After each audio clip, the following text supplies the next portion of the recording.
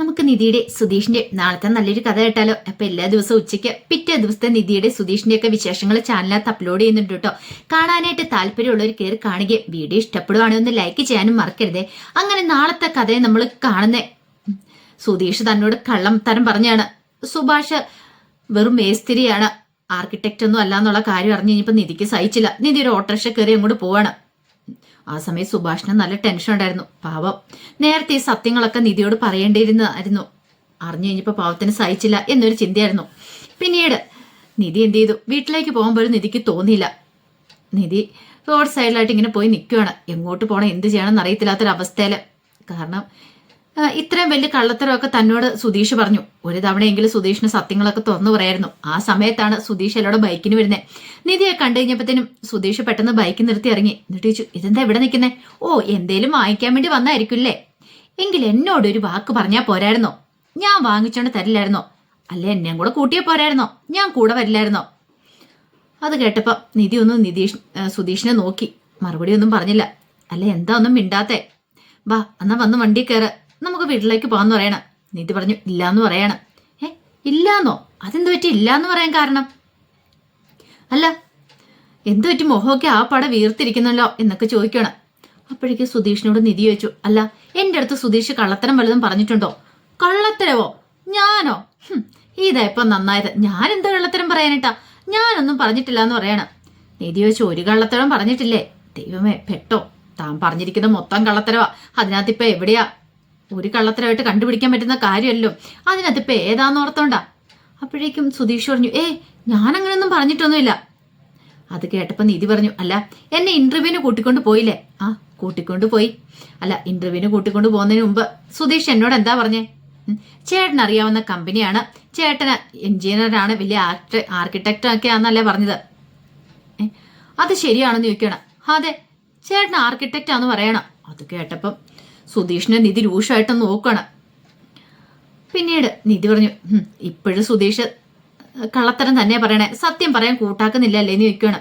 സുധീഷ് ചോദിച്ചു, എന്താ നിധി, നിനക്കിത് എന്ത് പറ്റി? നീ എന്താ ഇങ്ങനെയൊക്കെ പറയണേ?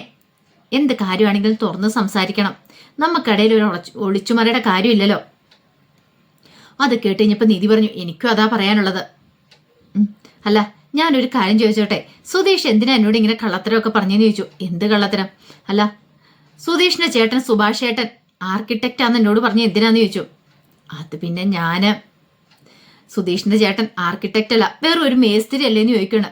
മേസ്തിരി? അത് ഞാന് സത്യം പറ. അപ്പോഴേക്കും സുധീഷ് ചോദിച്ചു, അല്ല നിന്നോട് ആരാ ഇതൊക്കെ പറഞ്ഞെന്ന് ചോദിച്ചു. അതെ, എന്നോട് സുഭാഷ് ചേട്ടൻ തന്നെയാ പറഞ്ഞത്. എന്നെ സൈറ്റിൽ കൊണ്ടുപോയി കാണിച്ചു തന്നു പറയണം.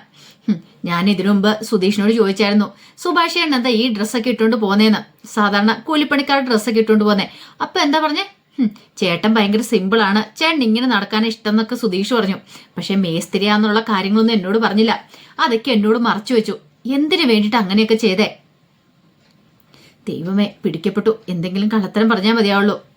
അപ്പോഴേക്ക് സുധീഷ് ചോദിച്ചു, അല്ല അതൊക്കെ ഞാൻ വീട്ടിൽ വന്നതിന് ശേഷം അല്ലല്ലോ പറഞ്ഞേ, നിധിയുടെ വീട്ടിൽ വെച്ചല്ലേ ആ കാര്യങ്ങളൊക്കെ പറഞ്ഞേ? അതെ അതെ, അന്ന് നമ്മൾ തമ്മിൽ അത്ര വലിയ പരിചയവും കാര്യങ്ങളൊന്നും ഇല്ലായിരുന്നു. എന്ത് ചെയ്യുന്നു എങ്ങനെ ചെയ്യുന്നൊക്കെ ചോദിച്ചു കഴിഞ്ഞപ്പോൾ എൻ്റെ ചേട്ടൻ ഒരു ആർക്കിടെക്റ്റാന്ന് പറഞ്ഞു. അതിലിപ്പോൾ എന്താ തെറ്റിയിരിക്കുന്നത്? ഒന്ന് ആലോചിച്ച് നോക്കിയേ. ആ സമയത്ത് എനിക്ക് അങ്ങനെ പറയണം തോന്നി. അപ്പോഴേക്കും നിധി പറഞ്ഞു, ഓഹോ, അപ്പൊ കള്ളത്തരോ ഇത്ര നാളും പറഞ്ഞുകൊണ്ടിരുന്നത് മുഴുവനല്ലേ? അങ്ങനെ പറയരുത്. ഇപ്പം നമുക്കറിയത്തില്ലാത്ത ഒരാള് പെട്ടെന്നൊരു ദിവസം എന്ത് ചെയ്യുന്നു എങ്ങനെയാന്നൊക്കെ ചോദിക്കുമ്പോൾ നമ്മൾ ചിലപ്പോൾ ഇച്ചിരി കൂട്ടി പറഞ്ഞിരിക്കും. നിധിയുടെ വീട്ടിൽ വെച്ചാൽ നിധിയോട് പറഞ്ഞേ. നിധി എൻ്റെ വീട്ടിലേക്ക് വന്നതിന് ശേഷം ഞാൻ അങ്ങനെ എന്തെങ്കിലും കള്ളത്തരം പറഞ്ഞിട്ടുണ്ടോ? ഇല്ലല്ലോ. നിധി അവിടെയാണ് സമയത്താണല്ലേ, അപ്പൊ എനിക്ക് എന്തു വേണം പറയായിരുന്നു. നിധി എൻ്റെ വീട്ടിലേക്ക് വരുമെന്ന് ഞാൻ വിചാരിച്ചോ നമ്മൾ തമ്മിലുള്ള വിവാഹം നടക്കുന്നൊക്കെ? അതൊന്നും അറിയത്തുണ്ടായിരുന്നില്ല. അല്ലാതെയാണ് ഞാൻ അതൊക്കെ പറഞ്ഞെന്ന് പറഞ്ഞു. പെട്ടെന്ന് നിധി പറഞ്ഞു, എന്താണെങ്കിലും ഇത് കുറച്ച് കടന്ന കൈയായിപ്പോയി. അല്ല എന്നാലും ഞാനൊരു കാര്യം ചോദിച്ചോട്ടെ, വീട്ടിൽ വന്നതിന് ശേഷം ഇത്ര ദിവസമായല്ലോ, എന്നിട്ട് ഒരിക്കൽ പോലും സുധീഷിനോട് സത്യം പറഞ്ഞിട്ടില്ല സുഭാഷ് ചേട്ടന് ആർക്കിടെക്റ്റ് അല്ല എന്നുള്ള കാര്യം. അത് പിന്നെ അതിൻ്റെ അവസരം കിട്ടിയില്ലാന്നോ? വെറുതെ കള്ളത്തരം പറയണ്ട സുധീഷേ, എനിക്കെല്ലാം മനസ്സിലാവുന്നുണ്ടെന്ന് പറയണം. അപ്പോഴേക്ക് സുധീഷ് പറഞ്ഞു, അയ്യോ അങ്ങനെ പറയരുത് നിധി, നിനക്കറിയാലോ ഞാൻ കള്ളത്തരമൊന്നും പറഞ്ഞിട്ടൊന്നുമില്ല. പിന്നെ നമുക്കറിയത്തില്ലാത്ത ഒരാളോട് നമ്മൾ പല കള്ളത്തരങ്ങളും പറഞ്ഞിരിക്കും. പക്ഷെ ഇപ്പം നിധി അങ്ങനെയല്ലല്ലോ. പിന്നെ എനിക്കത് പറയാനുള്ള സമയം കിട്ടാത്തോണ്ടാ. നീതി പറഞ്ഞു, ഇത് മാത്രമുള്ളോ ഇനിയും പറയാൻ സമയം കിട്ടാത്ത പല കള്ളത്തരങ്ങളും ഉണ്ടോയെന്ന് ചോദിച്ചു. സുധീഷ് പറഞ്ഞു അങ്ങനെയൊന്നും ഇല്ലാന്ന് പറഞ്ഞു. അങ്ങനെയല്ലേ പറയാൻ പറ്റുള്ളൂ. പറഞ്ഞിരിക്കുന്ന മൊത്തം കള്ളത്തരാന്ന് പറഞ്ഞിട്ടുണ്ടെങ്കിൽ കേട്ടിട്ടുണ്ടെങ്കിൽ നിധി തന്നെ എന്തു ചെയ്യുമെന്ന് പോലും സുധീഷിന് അറിയില്ല. നിധിയെ സ്വന്തമാക്കാൻ വേണ്ടിയിട്ടാണ് താൻ ഇങ്ങനത്തെ കള്ളത്തരങ്ങളൊക്കെ പറഞ്ഞത്. ആ സമയം നിധി പറഞ്ഞു ഞാൻ എന്നാലും ഇത്രയും സുധീഷിന് പ്രതീക്ഷിച്ചില്ല. സുധീഷ് സത്യസന്ധനാണെന്ന് വിചാരിച്ചാൽ ഞാനിരുന്നേ. പക്ഷെ ഇപ്പോഴും എനിക്കൊരു കാര്യം മനസ്സിലായി. കള്ളത്തരത്തിലൂടെ ജോലിക്കാന്നും പറഞ്ഞ് എന്നെ കൂട്ടിക്കൊണ്ട് പോവുക, അതും സുഭാഷേന്റെ കെയർ ഓഫിൽ വന്ന് ജോലിയാന്നൊക്കെ പറയുക. സുഭാഷേണ്ണ അതിനെക്കുറിച്ച് അറിഞ്ഞിട്ട് പോലും ഇല്ലാന്ന് എന്നോട് പറഞ്ഞു. പാവം ആ മനുഷ്യൻ എന്തു പഴിച്ചു എന്നൊക്കെ പറയണ്.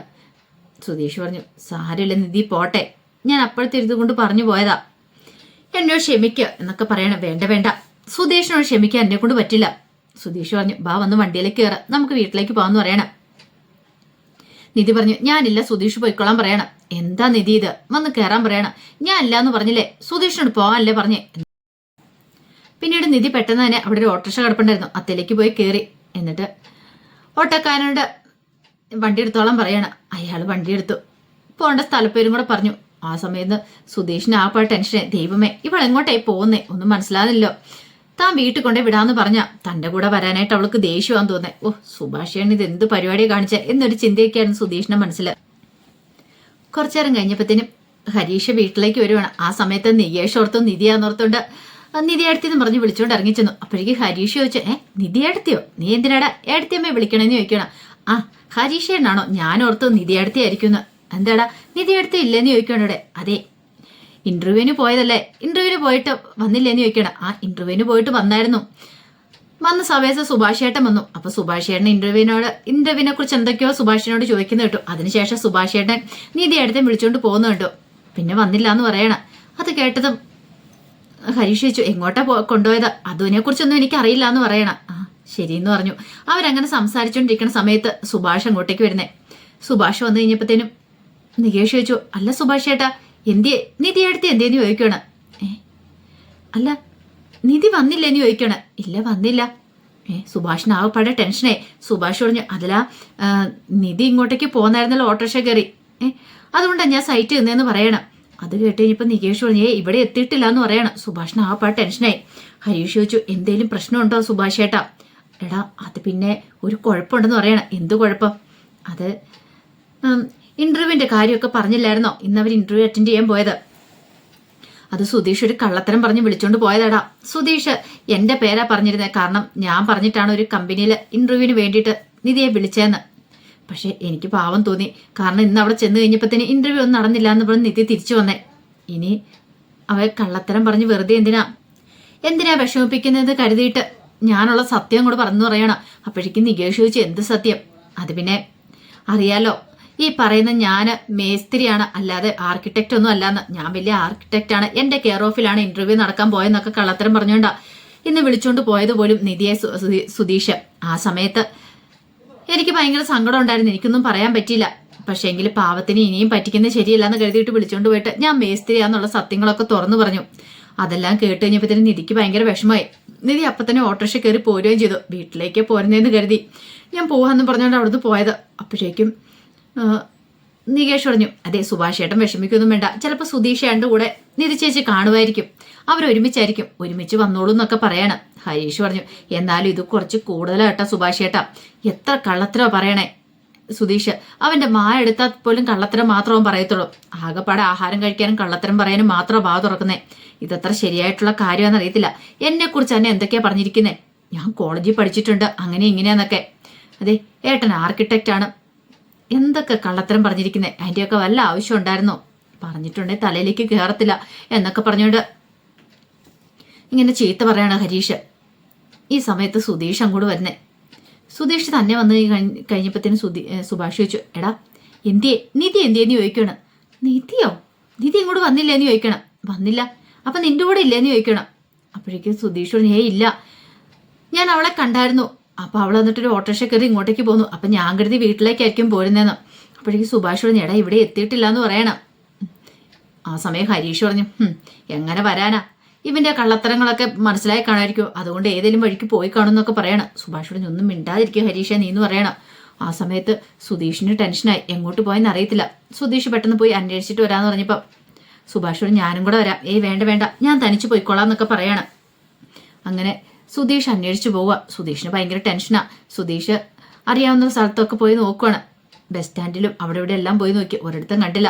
അറിയാവുന്നിടത്തൊക്കെ കടയിലും നിധിയുടെ ഫോട്ടോ കാണിച്ചിട്ട് എവിടെ എങ്ങാനും ഈ പെൺകുട്ടിയെ കണ്ടായിരുന്നു എന്നൊക്കെ ചോദിക്കണം.